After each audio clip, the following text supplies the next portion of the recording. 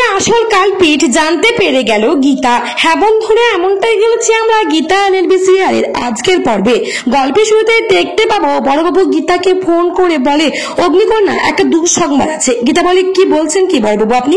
বড় বলে, হ্যাঁ অগ্নিকন্যা, পরিশি একটা গাড়ি অ্যাক্সিডেন্টে প্রায় মৃতপ্রায় হয়ে গেছে আর উনি এখন হসপিটালে ভর্তি আছে। গীতা বলে, বড়বাবু কিন্তু এটা আপনি কি করে বলছেন?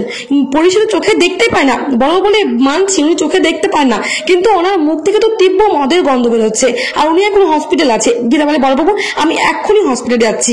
আর তারপরেই তো গীতা হসপিটালে যাওয়ার জন্য বেরিয়ে পড়ে এবং হসপিটালে পৌঁছে যায় এবং গীতাকে ফলো করতে করতে গিনিও কিন্তু হসপিটালে পৌঁছে যায়। আর তারপরে গীতা যখন দাঁড়িয়ে থাকে তখন গিনির সেট করা কয়েকটা গুন্ডা মিলে একটা বেডে একটা গুন্ডা শুয়ে থাকে আর কয়েকটা গুন্ডা মিলে চলে আসে টলি সেই হসপিটালের বেডে করে গীতাকে ধাক্কা মারার জন্য।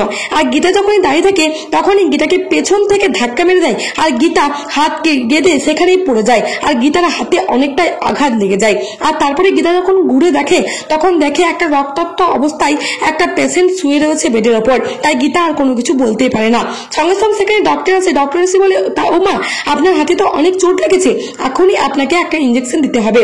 নার্স, এই ইঞ্জেকশনটা লিখে দিলাম, এই ইঞ্জেকশনটা এনাকে দিয়ে দিন, ওনার হাতে অনেকটা লেগেছে।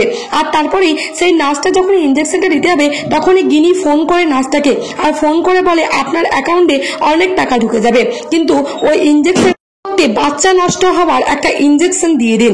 তখনই সেই নার্সটা না করলে গিনি আরো টাকার লোভ দেখিয়ে দেয় আর টাকার লোভে সেই নার্সটা সেই কাজটা করতে রাজি হয়ে যায়। গিনি সমস্ত কিছু কাজ সেটিং করে নার্সিংহোম থেকে যখনই বেরোতে যাবে তখনই বড়বাবু দেখে ফেলে গিনিকে। গিনি আবার আড়ালে লুকায়, কিন্তু বড়বাবু দেখতে পেয়ে যায় গিনিকে। আর তারপরেই বড়বাবু অগ্নিকন্যা মানে গীতার কাছে যায় আর তারপরে বলে, অগ্নিকন্যা, আর এখানে আমি আপনার দিদি মানে গিনি মুখার্জিকে কিন্তু দেখলাম। তখনই গীতা বলে, আরে আপনি ভুল দেখেছেন, আমার দিদি কেন এখানে আসতে যাবে? তখনই বড় বলে, আমি ভুল দেখিনি অগ্নিকন্যা, আপনার দিদি এসেছিল। আর তারপরে গীতা ফোন করে গিনিকে আর গিনি মনে মনে ভাবতে থাকে, আমি জানতাম বড়বাবুর কথা শুনে তুই আমাকে ফোন করবি। আর তারপরে ফোনটা তোলে আর বলে, কি হয়েছে গীতা? তখনই গীতা বলে, দিদি তুই কি নার্সিংহোমে এসেছিস? গিনি বলে, ও মা, আমি এখন নার্সিংহোমে কেন দিতে যাবো? আমি তোর জন্য কিছু ভালো মন্দ খাবার বানাবো আর সেই জন্য আমি একটু বাজারে এসেছি। গীতা বলে, ঠিক আছে। তারপরে বড় বলে, কিন্তু অগ্নিকন্যা, আমি দেখলাম আপনার দিদি কিন্তু এখানে ছিল। আর তখনই সেখানে নার্সটা চলে আসে আর নার্সটা এসে বলে, এই দিন আপনার ইঞ্জেকশনটা এবারে দিয়ে দিই। আর তারপরে গীতাকে যখন ইঞ্জেকশনটা দিতে হবে তখনই গীতা দেখতে পায় যে লোকটা বেডে শুয়ে যে পেশেন্টটা ছিল সেই পেশেন্টটাই কিন্তু দিব্যি হেঁটে চলে বেড়াচ্ছে। আর গীতা তারপরে নার্সটাকে ধাক্কা সরিয়ে দিয়ে সেই লোকটাকে ধরে আর বলে, এই তুমি তো এখনই এখানে বেডে শুয়েছিলে, তাহলে তুমি এখানে কি করে এলে? বড়বাবু, এই লোকটা এই বেডে শুয়েছিল আর এরাই কিন্তু আমাকে ধাক্কা মেরেছে, তাহলে এ আবার কি করে চলছে? তখনই বড়বাবু তারপরে সেই লোকটার কাছে যায় আর তারপরে সেই মাথার চিটটা টেনে খুলে দেয় আর দেখে কোনো রক্ত কোনো বাজেনি, কোথাও কোনো কিছু কাটেনি, লোকটা পুরোপুরি ভাবে সুস্থ রয়েছে। আর তারপরে গীতা বলে, তাহলে আমাকে ইচ্ছা করে মেরেছে?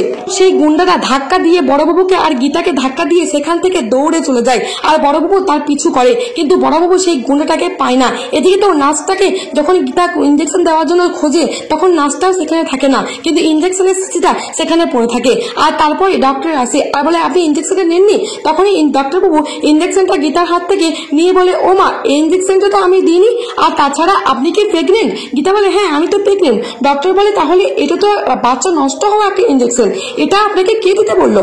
আর এটা তো আমি দিইনি, তাই না? আর তখনই গীতা অবাক হয়ে যায়, গীতা তো কোনো কিছু বুঝতে পারে না।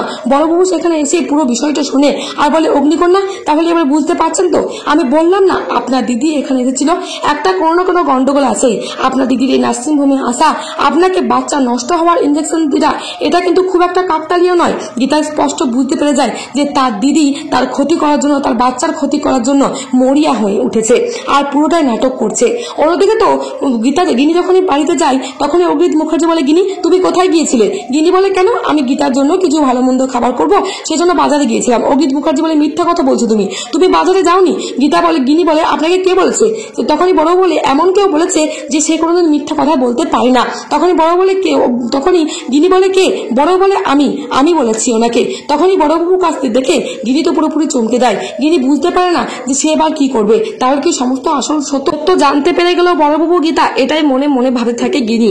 আর তখনই বড় গীতা সেখানে চলে আসে আর গীতাকে দেখে পুরোপুরি ভাবে মুখ জব্দ হয়ে গেছে গিনি। তাহলে বন্ধুরা, গীতা তো জানতে পেরে গেল যে আসল কালপিট এবার এই গিনি, তাহলে কি এবার নিজের বাচ্চা আর নিজের সুরক্ষার জন্য গিনিকে কষিয়ে থাপ্পড় মেরে আবার বস্তিতে পাঠিয়ে দেবে গীতা? তোমাদের কি মনে হয়? তাছাড়া এমনটাই চলেছে আমরা গীতা এলএলবি সিরিয়ালের আজকের পর্বে। ধন্যবাদ বন্ধুরা, ভিডিওটা এই পর্যন্তই নিয়ে আসছি গীতা এলএলবি সিরিয়ালের নতুন এবং নেক্সট আপডেট নিয়ে। নতুন বন্ধু হলে সাবস্ক্রাইব করো। ধন্যবাদ।